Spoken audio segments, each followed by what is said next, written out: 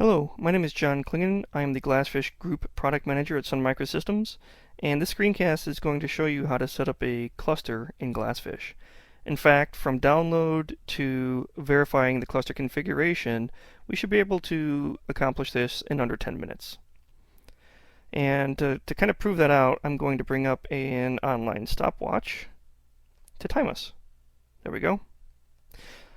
So the first step is to type in the GlassFish community URL into your address bar of your browser. So glassfish.java.net, or you can use glassfish.org.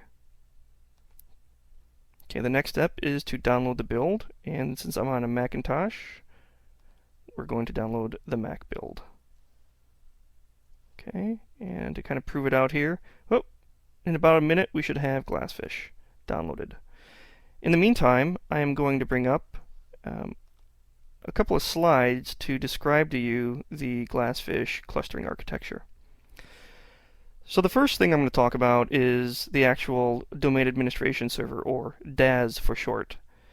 The DAS is basically a running instance of GlassFish that manages the configuration of your entire cluster. In developer mode, this is also the deployment platform, but in cluster mode, which is what we're going to be installing, this becomes the centralized point for all administration.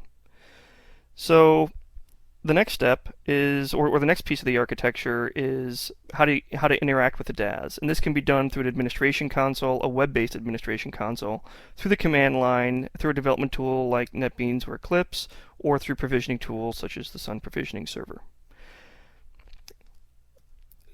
The other aspect of the clustering architecture is the node agent. So the node agent is basically a very lightweight instance of the app server that runs out on each node that you want to actually have cluster instances deployed to. So if you have 4 servers with a 4-node cluster, you'll install a node agent on each server. And the node agent manages the life cycle of the instances. So it will create them, start them, stop them, and destroy them. And if an instance fails, it will also restart them. Okay, so now we should be just about done. Okay, 11 seconds to go. So what I'm going to do now is bring up a command line. And after it's downloaded, the first step is to actually install the product, and that's done through the Java jar command. m-jar downloads GlassFish Darwin jar. This is going to bring up basically a license agreement that we're going to accept. There we go, and it's uncompressing and installing the application server.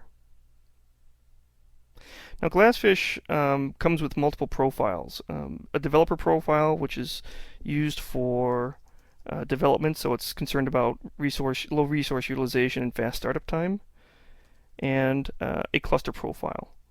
So what we're going to do is install the cluster profile, and to do that we need ant. GlassFish actually has an ant installation with it, and so now I'm going to run ant lib ant bin ant. I'm going to run the setup cluster ant task. Here we go. So it is actually configuring GlassFish for clustering.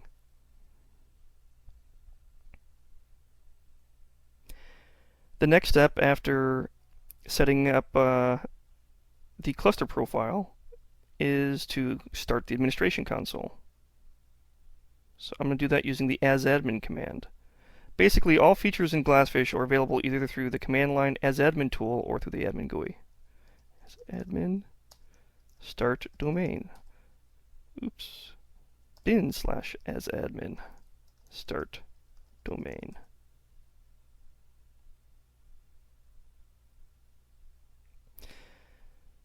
After the domain administration server starts, we're going to create a node agent. Normally we would do this on each physical server, but since we're on just a Mac laptop here, we're going to create the node agent just on the local host here. Create node agent. Now we want to point the node agent to talk to the administration server. So we're going to need a host, in this case localhost, and the port that it's listing on. By default, that's 4848.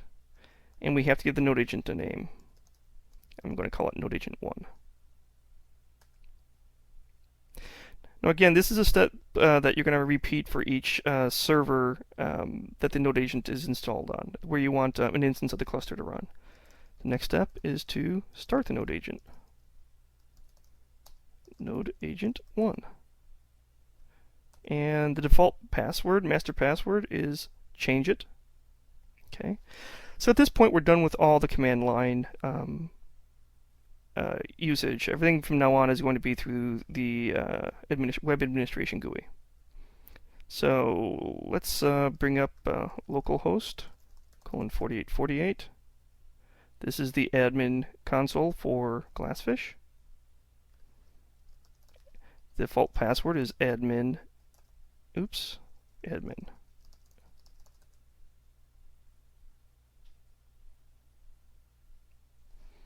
And I recommend that you register the product, which we're going to do later. So the first step here, now that we're in the GUI, admin GUI, is to create a new cluster. We're going to call that cluster 1.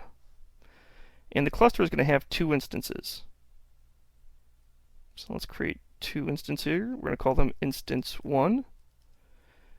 And it's going to be created wherever node agent 1 is running, in this case on the local host. But this, again, could be any node agent anywhere throughout your network. Instance 2. And since we only have one node agent running, it defaults to node agent 1. If you had more than one node agent, you would have more shown than just the one in the list here. And let's create the cluster.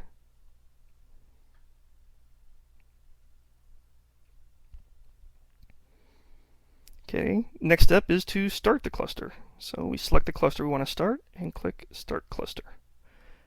And this is going to take a little bit of time because we're on a single laptop here.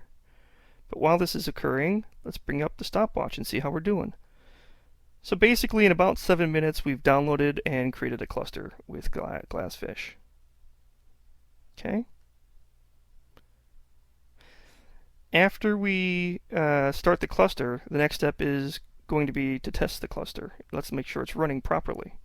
To do that, GlassFish actually ships with a sample application called cluster.jsp. So let's go to Applications and Deploy an Application. And we're going to browse for files. Let's go to, let's see, I'm on a Mac here. Users, John Klingon, the GlassFish directory that we just created. Let's now go to Samples, Quick Start, and Cluster.jsp. And we're going to load up the Cluster.jsp application. What's important is that we select that availability is enabled. This will basically save the session state in case an app server instance fails. And that's what we're going to test.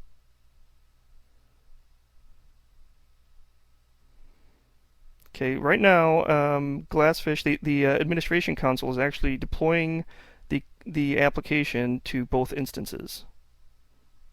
Okay, and just go back and check. Yep, both instances are running. So let's create another tab and test out the application.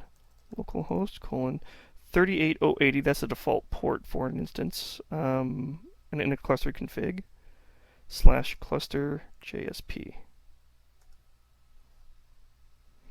Now what's important here is you see that we have the instance that's being targeted, instance 1. Remember, we have 2 instances running. And what we're going to do here is store some data in the HTTP session. And we're going to do that by just typing in test. So we have a key value pair, test equals test. You see it down here. Let's do test2. Test2. Add session data. Now what we're going to do is go back to the administration console, and we know that it was on instance 1, so we're going to kill instance 1. We're going to stop it.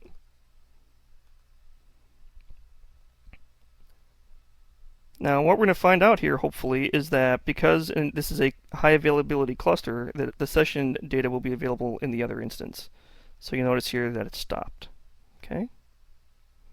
Now let's go back here. We're going to change the port number to 38081. This is the port for the second instance. Now, what you'll notice here is that you see instance 2 is serving up this session now, and you'll see that the data that we saved before is still there. And just to make sure everything is running properly, let's create another one, another key value pair. There we go. So we validated the cluster config and everything in just about 10 minutes. Not bad. Hope you found this useful, and if I get a chance, I'll create some more of these in the future.